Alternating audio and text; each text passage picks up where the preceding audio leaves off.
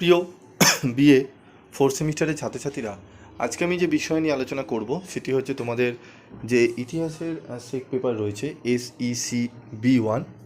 এই পেপার থেকে আজকে আমি তোমাদের গুরুত্বপূর্ণ একটি 15 নম্বরের প্রশ্ন এবং সম্পূর্ণ উত্তর নিয়ে আলোচনা করব। তো ভিডিওটি প্রথম থেকে শেষ পর্যন্ত মনোযোগ সহকারে শুনবে। তোমাদের অলরেডি আমি একটি 50 নম্বরের প্রশ্ন আলোচনা করে দিয়েছি এবং তোমাদের PDF নোটস কীভাবে পাবে সেটিও ভিডিওতে বলে দিয়েছি। তো আজকের এই ভিডিওতে 15 নম্বরে একটি গুরুত্বপূর্ণ প্রশ্ন আলোচনা করে দিচ্ছি, তোমরা দেখে নাও। প্রশ্নটি কি? সংগ্রহশালা বা জাদুঘর বলতে কি বোঝো? সংগ্রহশালার উদ্দেশ্য বা কার্যাবলীগুলি আলোচনা করো। তো দেখে নিই চলো।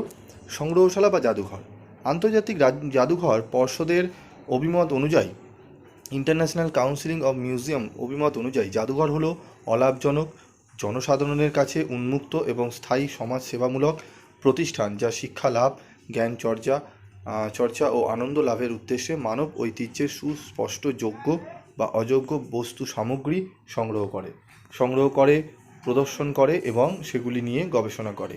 পশ্চিমবঙ্গ বাংলা একাডেমির অভিমত অনুসারে যে ঘরে আশ্চর্য বস্তু সামগ্রী বা প্রাচীন জিনিসপত্র সংরক্ষিত থাকে তাহাই হলো জাদুঘর বা সংগ্রহশালা। ও সাধারণভাবে বলা যায় জাদুঘর হলো বিভিন্ন ঐতিহাসিক উপাদানের সংগ্রহশালা, যেখানে ঐতিহাসিক, সাংস্কৃতিক, বৈজ্ঞানিক, শিল্প বিষয়ক প্রভৃতি বিভিন্ন ধরনের গুরুত্বপূর্ণ বস্তু সামগ্রী বা নিদর্শন সংগ্রহ ও সংরক্ষণ করে তাহা জনসাধারণের উদ্দেশ্যে স্থায়ী বা অস্থায়ীভাবে প্রদর্শনের ব্যবস্থা করা হয়। অর্থাৎ বিভিন্ন পুরাতাত্ত্বিক নিদর্শন যে প্রতিষ্ঠানে সংরক্ষণ করে রাখা হয় সেই প্রতিষ্ঠানকে বলা হয় জাদুঘর বা সংগ্রহশালা। এখানে সেও হবে না, এটি সেই হবে, ঠিক আছে। জাদুঘর বা সংগ্রহশালার উদ্দেশ্য বা কার্যাবলী। প্রত্ননিদর্শন সংগ্রহ ও সংরক্ষণ। জাদুঘরের একটি অন্যতম প্রধান উদ্দেশ্য হল বিশ্বের বিভিন্ন দেশের বিভিন্ন যুগের নানা নিদর্শন সংগ্রহ ও সংরক্ষণ করা। জাদুঘরে দেশ বিদেশের প্রাচীন মুদ্রা, লিপি, স্থাপত্য, ভাস্কর্য, নানা শিল্পকর্ম, চিত্রকলা, দুষ্প্রাপ্য পুরাবস্তু সমূহ এবং বিভিন্ন মডেল সংরক্ষিত রাখা হয়।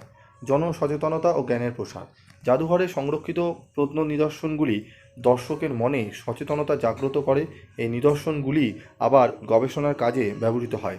এভাবে প্রত্ন নিদর্শনগুলি দর্শনের ফলে দর্শকের মধ্যে জ্ঞানের প্রসার ঘটে। প্রতিকৃতি নির্মাণ।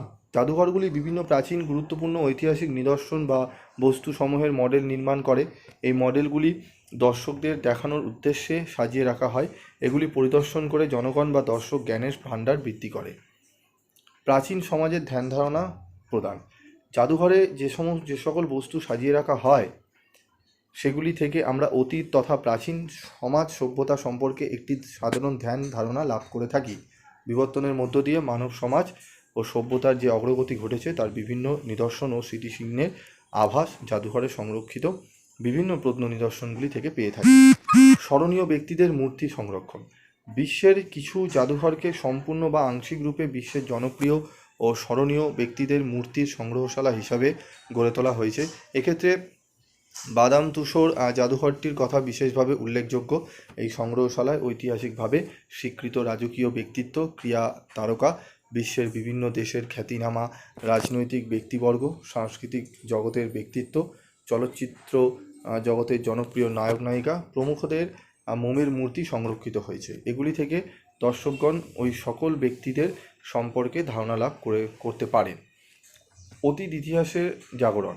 জাদুঘরে যে সকল ঐতিহাসিক নিদর্শন বা উপাদান সংগ্রহ করা হয় সেগুলি অতীত ইতিহাসের পুনরাবির্ভাবে গ্রন্থের পৃষ্ঠা থেকে উঠে আসা নানা প্রত্ন নিদর্শনগুলি আমাদের পাঠ্যকাহিনী বা ইতিহাসকে প্রাণবন্ত বা সজীব করে তোলে। সুতরাং হবে বৈষ্ণব রয় আকার, আকারটা পরে হবে। সুতরাং জাদুঘর অতীত ইতিহাসে জাগরণে সাহায্য করে। গবেষণা কাজে সাহায্য।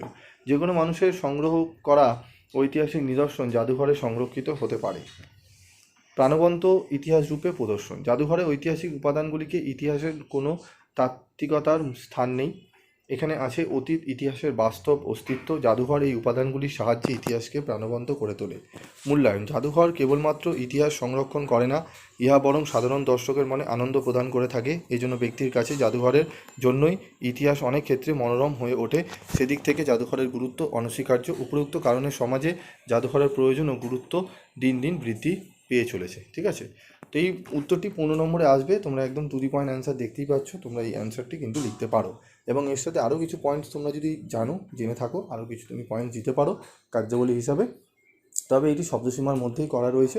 তোমরা চাইলে এই উত্তরটি খুব ভালো করে খাতায় নোট করে তোমরা পড়ে নাও, বা এই ভিডিওটি একটু 2-3বার শুনে নিলে তোমরা কিন্তু পড়াটা মুখস্থ হয়ে যাবে। ঠিক আছে, এবং যারা স্টাডি মেটেরিয়াল তোমরা কিনেছো তারা তো পড়ে নিয়েইছো, অসুবিধার কিছু নেই। তো ভালো করে পড়ো, কালকে ভালো করে পরীক্ষা দিও। প্রত্যেকের যে সাবজেক্টে SEC B1 সাবজেক্ট আছে সেগুলো আমি অনেকগুলোই তোমাদের দিয়ে দিয়েছি, তোমরা সেগুলো দেখে নেবে। ঠিক আছে, এবং অনেক আরও সাবজেক্টের রিকোয়ারমেন্ট আছে, তো এত 1-2 দিন আগে বললে সেগুলো কখনোই সম্ভব না দেওয়া। আগে থেকে বললে আমি চেষ্টা করতাম টিচারদের সঙ্গে কথা বলে আমি তোমাদেরকে প্রোভাইড করার। তো যাই হোক, তোমরা ভালো করে এই সাবজেক্টগুলো পড়ো, ভালো করে পরীক্ষা দেবে। এবং তোমাদের আর কোন কোন সাবজেক্টের মক টেস্ট পেপার, লাস্ট মিনিটের সাজেশান, নোটস লাগবে তোমরা অবশ্যই কমেন্ট বক্সে লিখে জানাও, আমি সেগুলো তোমাদেরকে প্রোভাইড করে দেবো। আজকের মতো এটুকুই, দেখা হচ্ছে পরবর্তী ভিডিওতে। সকলে ভালো থেকো, সুস্থ থেকো এবং খুব ভালোভাবে পরীক্ষা দেবে।